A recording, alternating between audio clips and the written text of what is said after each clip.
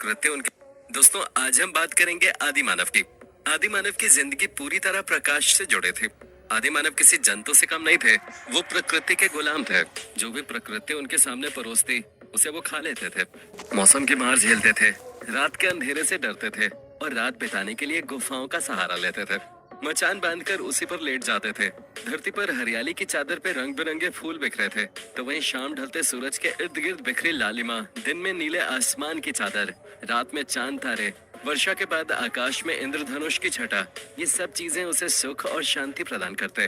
और प्रकृति के बंधनों के मुक्त होने की बेइंतहा चाहत उसे हर चीज को काफी उत्सुकता से देखने पर विवश करते थे। वो हर चीज को समझने और जानने की कोशिश करता था, और इसी तलाश में आदि मानव ने एक दिन पत्थरों को आपस में रगड़कर आग पैदा करने का तरीका निकाल लिया। मानवीय सभ्यता और संस्कृति के क्षेत्र में ये पहली क्रांति थी जिसकी शुरुआत रोशनी में हुई। अब आदि मानव को सूरज ढलने पर दौड़कर अपने आशियाने में जाने की जरूरत नहीं थी, क्योंकि उनके पास अब अंधेरे को दूर भगाने वाला रोशनी नाम का औजार था। वो अलाव जलाकर अपने परिवार और साथियों के साथ देर तक समय बिता सकता था, जलती हुई लकड़ी को हाथ में लेकर इधर से उधर जा सकता था और अंधेरे के डर से आजाद होकर धरती पर चैन की नींद सो सकता था। धीरे धीरे वो समय भी आया जब ये लोग आर्टिफिशियल रोशनी के सहारे जीना सीखने लगे। तेल के दिए और चर्बी में डूबे मशाल लेकर मनुष्य अब रात में भी अपने काम करने लगा। इनके लिए अब दिन 12 घंटे का नहीं बल्कि 24 घंटे का हो गया। इसमें कोई शक नहीं कि इस लंबी क्रांति को आने में एक लंबा समय लग गया, लेकिन समय को न्यूटन और गैलीलियो का इंतजार करना पड़ा। फिर दूरबीनों का निर्माण हुआ, जिसने आकाश के रहस्यों का पर्दाफाश करना शुरू कर दिया। अब इनका विज्ञान और संस्कृति से नाता जोड़ने लगा था। सिर्फ एक रोशनी के सहारे मनुष्य जल थल मार्गों से दूर देशों की यात्रा करने लग गया था, पर्वतों पर चढ़ने लग गया था, कोयले के खानों की खोज करने लग गया था। लेकिन इनकी जिंदगी में सबसे बड़ा बदलाव तब आया जब बिजली का आविष्कार हुआ। यूनानी और सीरियाई, बैबिलोनियाई, मिस्री और भारतीय संस्कृति सूर्य और अग्नि को देवता मानकर पूजते हैं। दीप ज्योति ज्ञान और प्रेम, आनंद और शुभकामनाओं का प्रतीक रहा है। दोस्तों, अब बात करते हैं कि आखिर इंसानों की उत्पत्ति हुई कैसे। तो बता दें डायनासोर के बारे में। इसके बारे में तो आप सब जानते ही होंगे। दरअसल आज से 6.5 करोड़ साल पहले एक बहुत बड़ा एस्ट्रॉयड पृथ्वी से टकराया। धूल के बादल ने सूरज को ढक लिया, तापमान एकदम गिर गया और पृथ्वी पर रहने वाला 25 किलो से ज्यादा वजन का हर जीव खत्म हो गया। दोस्तों, यहीं से डायनासोर का काल भी खत्म हो गया था। लेकिन डायनासोर का अंत एक नई प्रजाति की शुरुआत थी, और ये नई प्रजाति थी मैमल्स की। मैमल्स यानी कि स्तनधारी जीव। केवल यही वो जीव थे जिन्होंने खुद को इस महाविनाश से बचा लिया था। काफी ज्यादा गर्मी से सेफ रहने के लिए ये जमीन के अंदर रहने लगे, और जिंदा रहने के लिए इन्होंने सब कुछ खाना शुरू कर दिया था। इतने बड़े महाप्रलय के बाद धरती धीरे धीरे अपने पहले वाले रंग रूप में आने लगी थी।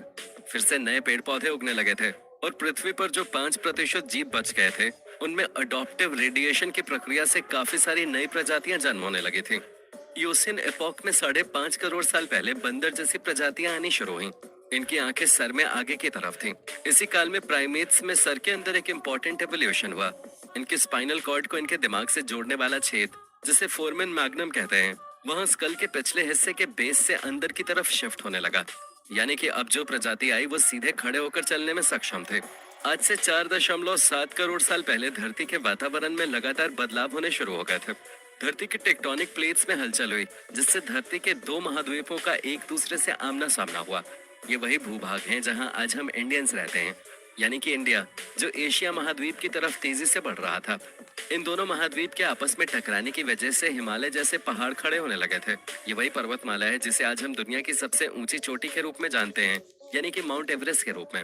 ये पर्वतमालाएं इतनी ऊंची थीं कि इससे मौसम का पैटर्न बदलने लग गया था, जिससे पृथ्वी ठंडी होने लगे थे।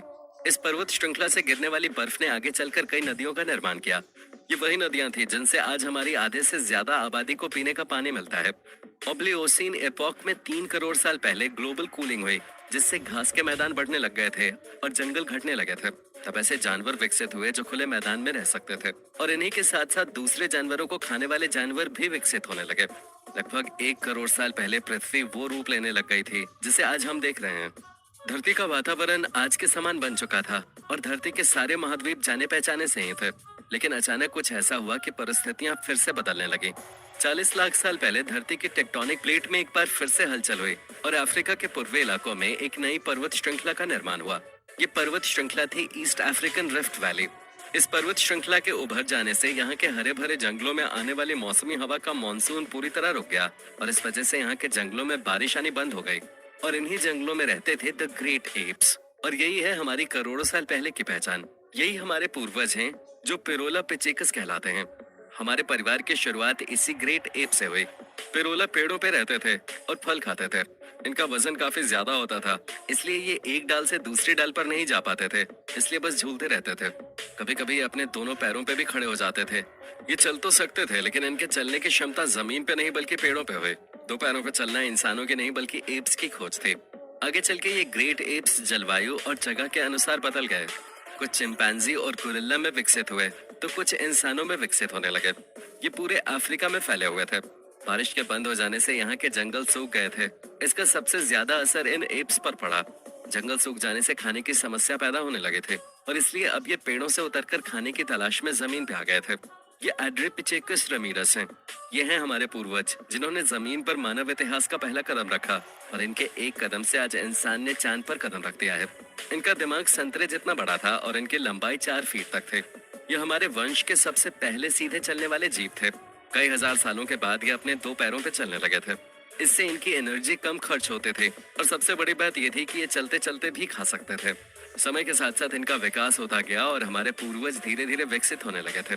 आज से 23 लाख साल पहले हमारे पूर्वजों का दिमाग संतरे से काफी बड़ा हो गया था और ये थे होमो हेबिलस। इन्होंने पत्थरों को हथियार की तरह इस्तेमाल करना शुरू कर दिया था। अब इनको धारदार हथियार मिल गया था। इससे वो किसी भी चीज को काटने का काम कर सकते थे। पत्थर के इस्तेमाल से इनकी उंगलियां और अंगूठे मजबूत हो गए।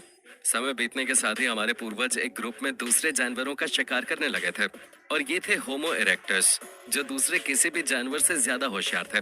और जैसा कि हमने आपको पहले ही बताया था कि सबसे पहले इन्होंने प्रकाश की खोज की थी, जो कि इनकी सबसे बड़ी खोज मानी जाती है। अब इनके परिवार बनने लगे थे क्योंकि इन्होंने आग पर मांस पकाना सीख लिया था। मांस को आग पर पकाने का मतलब था कि मांस को दांतों से चबाने के लिए एनर्जी का कम खर्च होना, और यही एनर्जी अब इनके दिमाग में खर्च होने लगी थी, जिससे इनको ज्यादा ताकत मिलने लगी थी, जिससे अब हमारे पूर्वजों का दिमाग और बड़ा हो गया था। 2 लाख साल पहले आज जिस तरह से इंसान दिखाई देता है उसी तरह से ये दिखाई देने लगे थे। लेरिंग्स यानी कि आवाज की नली हमारे पूर्वजों के गले में ऊपर थी, वो अब नीचे आ गई थी।